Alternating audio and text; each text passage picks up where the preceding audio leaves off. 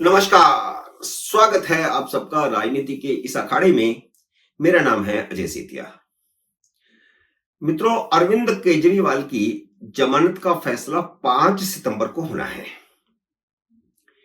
ज्यादा संभावना यह है कि जमानत मिल जाएगी और मैं तो पिछली बार कह ही चुका हूं कि 5 सितंबर को उन्हें जमानत मिल जाएगी, क्योंकि उनकी जमानत के लिए ही तो के कविता और सिसोदिया को रिहा किया गया है, उनको जमानत दी गई है ताकि एक आधार बन जाए केजरीवाल को जमानत का।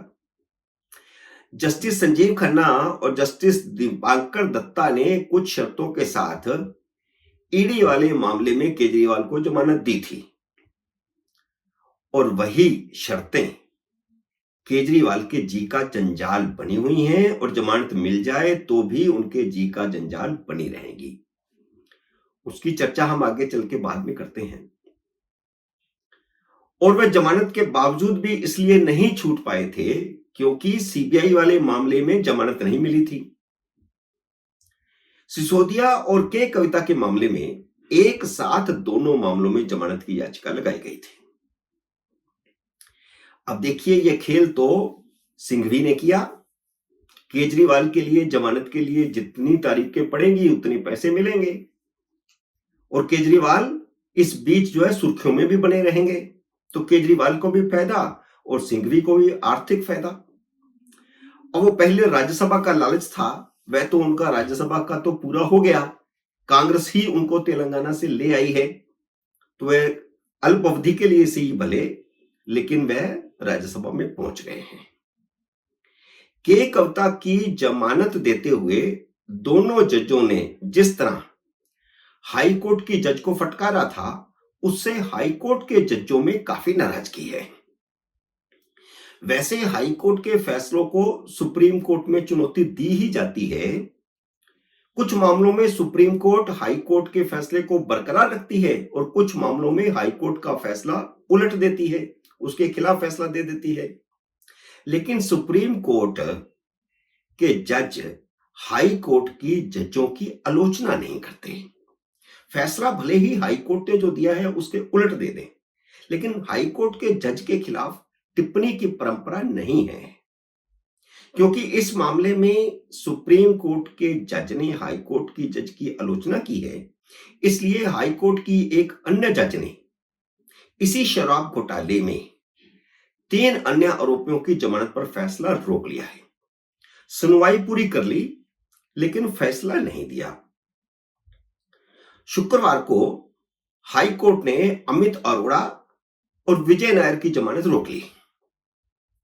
पूरी सुनवाई हो जाने के बावजूद और एक आध दिन के अंदर फैसला हो जाए तो ठीक है, कोई बुरी बात भी नहीं है, क्योंकि फैसला लिखना होता है।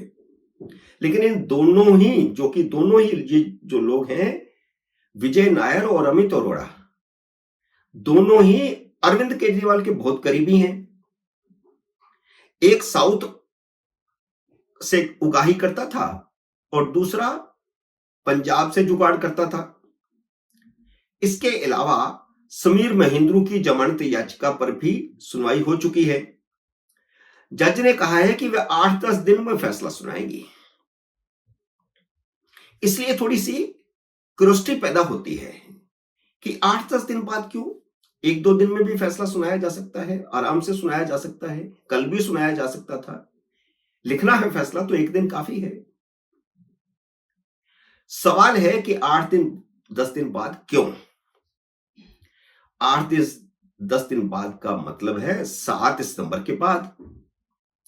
यह समय शायद उन्होंने इसलिए लिया है क्योंकि तब तक राउज एवेन्यू कोर्ट और सुप्रीम कोर्ट का रुख थोड़ा साफ हो जाएगा।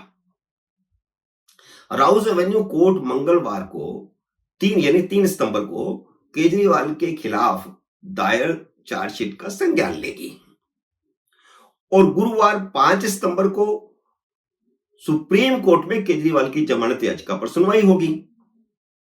राउज एवेन्यू कोर्ट में सुनवाई के समय सीबीआई ने केजरीवाल के खिलाफ कुछ पुख्ता सबूत दिए हैं।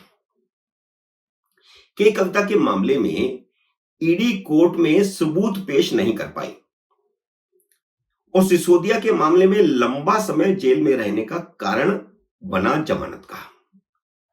राउज एवेन्यू कोर्ट और 3 सितंबर को केजरीवाल के खिलाफ पेश किए गए सबूत को अहम मानती है, तो सीबीआई के लिए सुप्रीम कोर्ट में उनकी जमानत रोकने का आधार बनेगा। सबूत है, और सबूत को लोअर कोर्ट ने, राउज एवेन्यू कोर्ट ने मजबूत सबूत मान लिया, तो वही आधार फिर सुप्रीम कोर्ट में सीबीआई के काम आएगा।